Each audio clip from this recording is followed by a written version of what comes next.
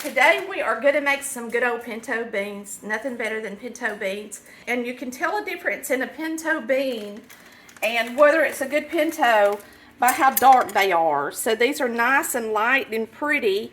You don't want to buy a bag of beans that have a bunch of dark beans. And to tell you the truth, the Goya brand is typically a little cleaner as well. So the beans are not as dirty and full of dirt as the ones that are the off-brands. Pinto beans are super easy to make. What people do most of the time is they make the mistake of trying to boil them the day that they want to eat them. And if you do decide to do that and you want to boil them at a higher temperature, make sure you don't add the salt. You can add salt if you're going to soak them and simmer them. You just do not need to add salt if you're going to cook them at a high temperature, or it will make the whole of the bean tough. All right? Simple dimple. Now, I am going to just look these right quick. So as you pour them into your pot, you just want to kind of look them and see if there's any clumps, rocks, anything like that. You're going to rinse your beans. And I typically just run them with hot water, slosh them. And if I've got a good brand of bean, I'm going to be honest with y'all, I don't always pour off the water. Now you can tell by looking at this water, it's still clean. That's the difference in a Goya brand bean or a Camilla compared to a store brand. But you're going to be able to tell, because like when you pick up beans and you look at them, lots of times if you get the store brand or a cheaper brand, they just really dirty. I'll drain it for you guys. So you just want to drain your beans, and some people rinse them more than once. You have to always add meat to beans to make them taste good. And if you're going to soak them overnight, especially if you plan to do like your granny did and leave them on the stove, do not put any meat in there, okay? Make sure you don't. Don't put your meat in until the day that you're going to cook them. So I add a little oil. If you want to know how much, you can look at the recipe. This is for 16 ounces of beans. I add a vegetable bouillon, which is a Knorr brand. You don't have to do this step if you don't want to, but it's good, okay? And then I add beef bouillon. It's my favorite for pintos. If I'm making a lighter bean, like a butter bean or a navy bean, then I like to use chicken. But for pintos, I like to use a beef. Okay, that was beef bouillon. And then what we're going to do is we're going to add a little salt and pepper to them. And you're going to want to add water until it's about 2 knuckles deep over the bean. You're just going to kind of slosh them around and get them about equal. And you can tell I don't quite have enough water in there. And it doesn't matter what pot you're using. You just need to have it about 2 knuckle high. That's really close. Then you're going to put them on the stove. This is actually my green bean pot, okay? And you're going to bring it to a boil.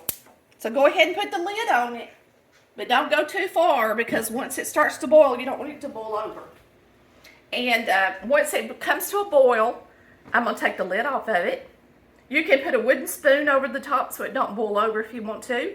And you're going to boil it for 20 minutes. We're going to slide them to the back of the stove. And y'all, I can guarantee you one thing. These are going to be delicious without any meat in them. But you can always add that meat if you really like it the next day. After you get it out of the refrigerator, then put your meat in. But you definitely don't want meat in your beans and them sitting out too long, okay? Okay, I tell you to use a ½ teaspoon of pepper, and I tell you to use 2 teaspoons of salt, which is a lot of salt. Especially with that bouillon in there. So I think I'm going to use half of it. Usually they turn out perfect, but you always want to, you can add half of the salt if you want to, and then add the other half after they cook. Whatever you want to do. Of course, salt is by taste on any recipe, so keep that in mind. And we're going to get these to boil in about forgotten salt and pepper. All right, this is in 5 minutes. They have been sitting on the stove 5 minutes, and so they came to a boil pretty quick because I had a lid on them. So now I'm going to set my timer for 20 minutes. Okay, my timer is about to go off. You can see they still have water in them. You're going to turn them off, put your lid on them, slide them to the back of the stove, and let them sit there until you go to bed. And before you put them in the refrigerator, you'll make sure they're covered in water. All right, the pintos are ready to bring to a simmer. So I'm going to go ahead and turn them on. You can go ahead and taste your beans and see if they've got enough salt in them at this point. And just make sure that you don't boil them on high, and they should be delicious. Okay, this is a 10.25-inch skillet. It's nice and seasoned. It's pretty old. But even if you don't have a real seasoned skillet, you can still make some good cornbread. So take you some shortening and do a good job greasing it. And make sure your shortening's not old. If you open up your shortening and you've had it a while and you smell it and it smells bad, it's going to make your food taste bad too, okay?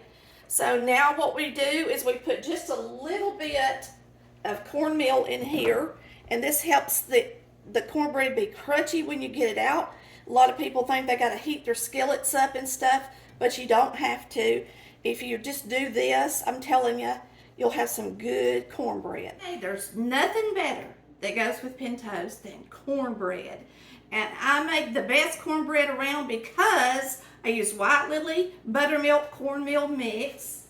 This is what the bag looks like at the grocery store. A lot of y'all probably use it. I love it. It makes delicious cornbread.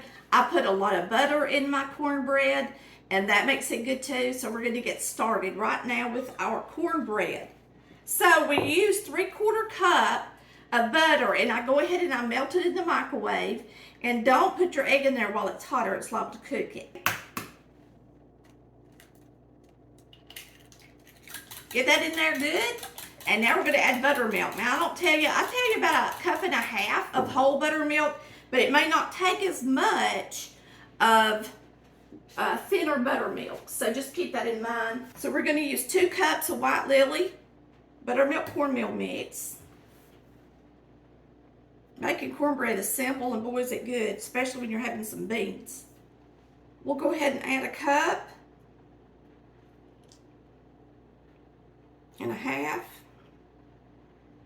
And this is whole buttermilk or a thicker buttermilk. Not everybody can get it. So if you can't get it, that's fine. Use low fat. Some brands are better than others with the low fat. Some are actually pretty creamy, even if they're low fat, and then some are not. You'll just have to shop around and try the different brands until you find one you really like. So you're just going to mix this up good, and it should be kind of wet.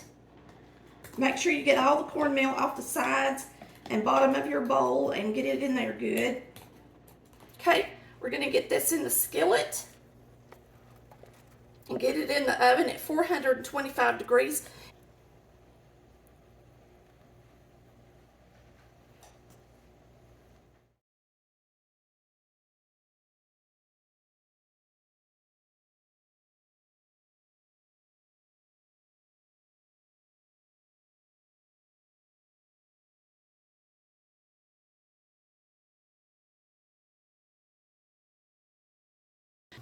Okay, our cornbread is done. We're going to get it out of the oven, and I'm going to flip it and let you see how beautiful it turned out.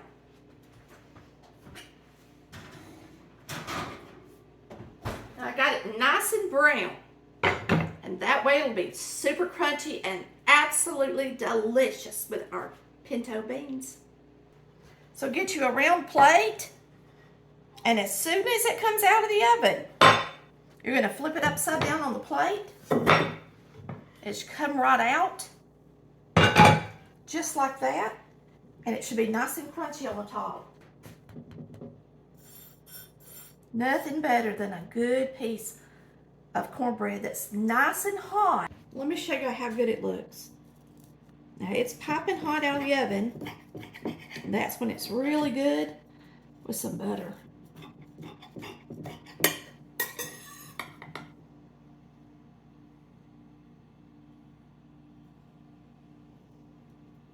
Looks good, don't it? I must confess that we've already ate some of our beans that I made. Because the kids came over the same night I put them on to simmer. So today for lunch, what we're going to do is I'm going to add this butter in here. And just enough to brown some diced ham. And we're going to put it in our pintos and have it with cornbread for lunch. Today's a football day.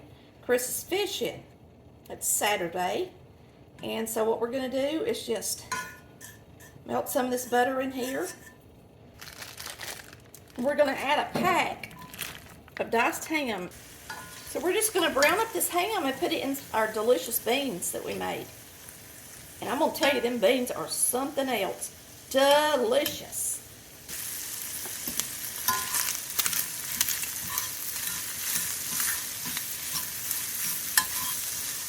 While that's getting brown, I'm going to pour my beans up over here in a skillet to warm them. Since it's already dirty from making the cornbread. There's my beans. It made a really nice dark broth. See how dark the broth is? I made them just like you saw me make them. I didn't put anything different in them. And that's how they turned out. And I just had some of this. Lots of times you can get this cubed diced ham at a very good price. Lots of times it's on sale.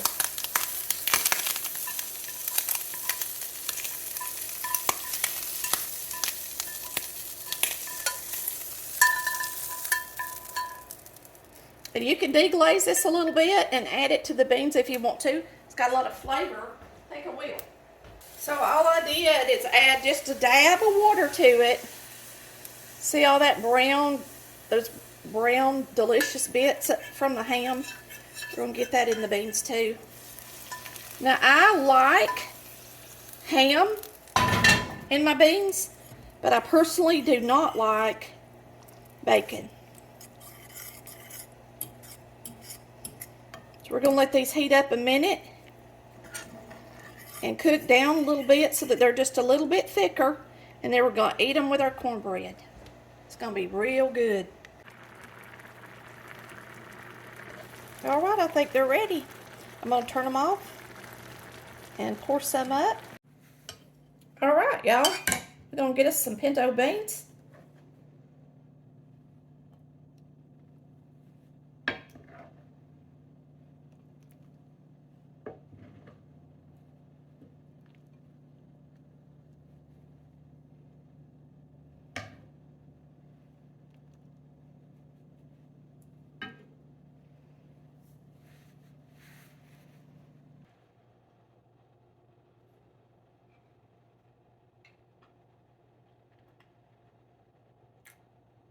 Delicious. Woo, that's good.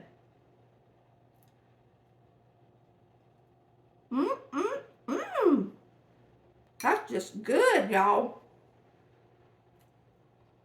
I know that a lot of y'all use your crock pot when you make your pinto beans, and they never just come out just right. And I'm going to tell you, if you do what I ask you to do, they're going to be delicious. So, even if you want to put them in the crock pot, use my ingredients and give it a try.